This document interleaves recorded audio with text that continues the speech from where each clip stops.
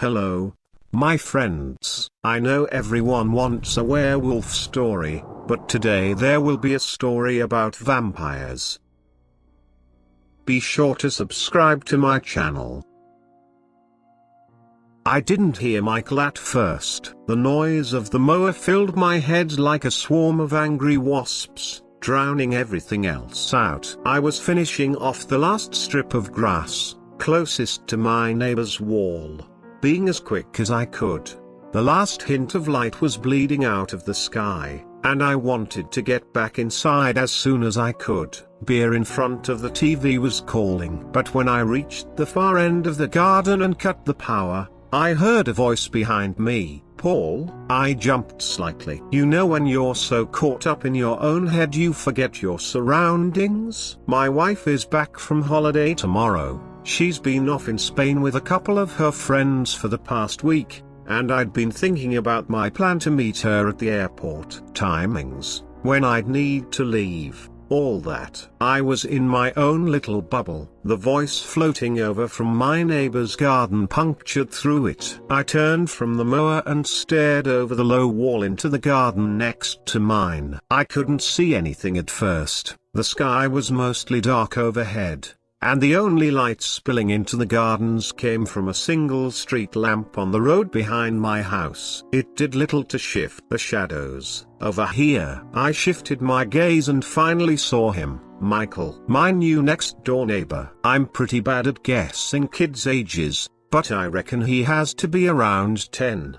He's got a shock of messy black hair and these big, brown eyes. The kid's a starter, too. I've only seen him a couple of times since he and his mum moved in last week, but every time I do he gazes at me like I'm an animal in the zoo. It's a little annoying. This was the first time he'd actually spoken to me, though. Oh, hey Michael, is it? I actually knew his name perfectly well. I'd bumped into the estate agent selling the house next door and he told me, but I didn't want to appear over-familiar. Yeah, I'm Michael. And you're Paul, my mum said. That's me. How are you guys settling in? Okay, I guess. Michael stared up at me with those large, brown eyes of his. I don't have much cause to talk to kids, so I may have been completely wrong about this, but I had the feeling Michael was making a lot more eye contact than someone his age normally would. He hardly even blinked. Young kids,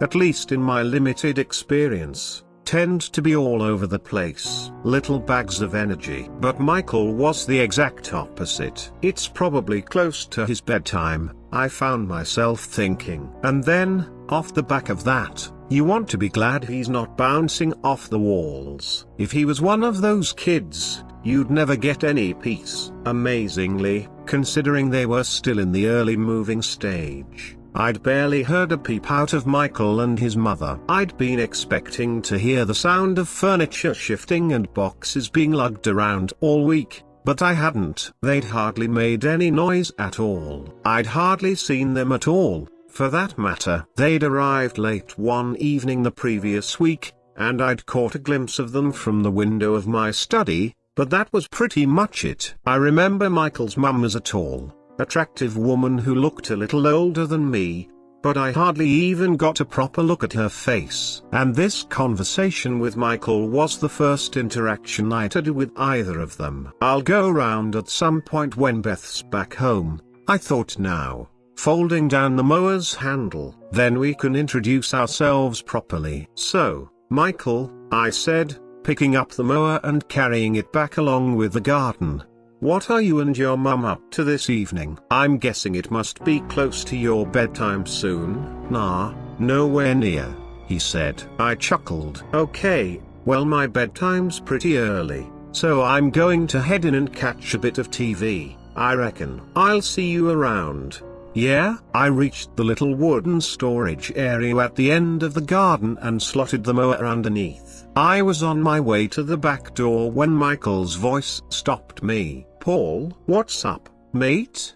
Do you always mow the garden so late? I smiled. No, I usually try to get it done when the sun's still out. Only my wife's back home tomorrow, and I wanted to get the place looking nice for her. I guess it must look pretty odd to be out here mowing at night, eh? Nah, I don't think so. I think everything's more fun at night. Oh yeah, I go on adventures all the time. I could hear the excitement in Michael's voice, even though I couldn't see his face properly. He was just a shadowy outline in the darkness of his garden. One time we even went night fishing. Have you ever been? I shook my head. I've been fishing once or twice, but only during the day. It's way more fun at night, I reckon. Everything's more sneaky at night. I found myself grinning again.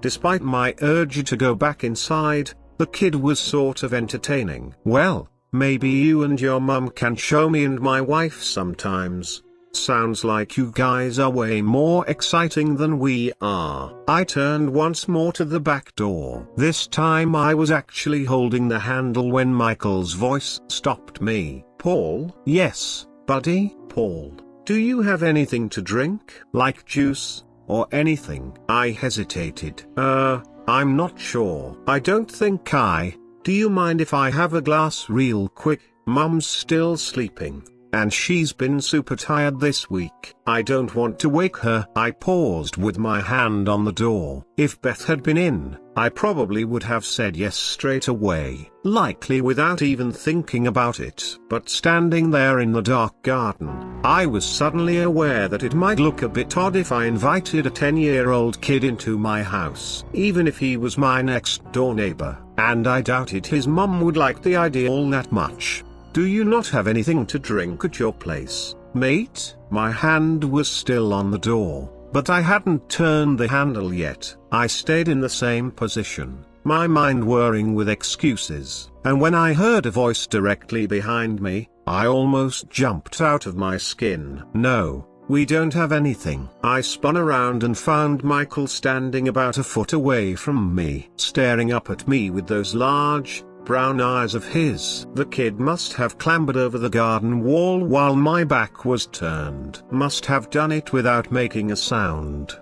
Please, Paul, just a super quick drink, and then I'll go back home. I won't even sit down, I promise. I made a quick mental calculation in my head. Our back door opens straight into the kitchen, and I had orange juice in the fridge. Michael would probably be in and out in a couple of minutes. His mum might find it a little odd that he'd been inside the house if he told her, but wouldn't she find it just as odd if her new neighbor had refused her kid a drink when he asked? I hesitated for a couple more seconds, then sighed. Okay, go on, then. But you have to make it quick, okay? I really do want to go to bed soon. Michael smiled up at me and nodded. I turned the handle and stepped inside. So you're a bit of a night owl, huh? What does that mean? I opened the fridge and grabbed the orange juice. It means someone who prefers it at night. You know, because you said you go on adventures, night fishing and stuff.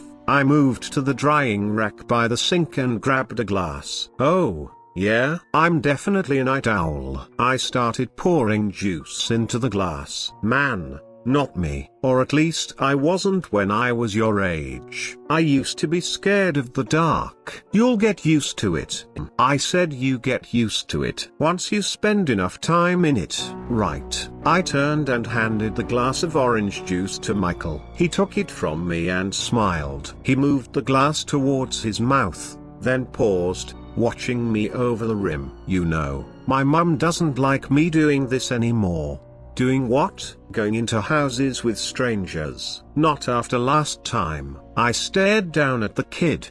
He looked back up at me, the smile no longer on his face. Somewhere down in my stomach, I felt something uncomfortable squirm. What do you mean, mate? What happened last time? Michael glanced over his shoulder at the closed back door, as if he was checking to make sure his mum wasn't there. He moved the glass of orange juice away from his mouth and placed it on the kitchen counter. Then he shrugged. Nothing, really. It's just that in the place we used to live, I made friends with this old man who lived a couple of roads over from us. He invited me in for a drink, too. Only then he got weird. Oh, Jesus. I tried to keep my expression the same, but I was suddenly wishing I'd said no to the kid's drink request after all. This didn't sound good. Some old pervert in his last town had invited him in for a drink, and then he'd got weird. How was his mum going to feel about him being on his own in my house now, given that something bad had clearly happened in the last place they lived?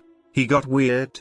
The words were out of my mouth before I could stop them. I should have just sent the kid packing there and then, but I guess my curiosity got the better of me. Michael shuffled on the spot, staring back at me. Yeah, he wanted me to come down to the basement with him. I told me he had this really cool Lego collection, and I asked if I wanted to see it. He insisted I see it, even when I said I had to go. My mouth suddenly felt dry. So did you go with him? Michael shook his head back and forth, hard. No way. I ran back home. Mum told me I have to only go as far as the kitchen when I'm in strangers' houses. I felt mild relief wash over me. Then I replayed what Michael had just said, and felt the relief being replaced with confusion. Wait. How do you mean? I asked. Are you in strangers' houses a lot, then, like friends of your mum's,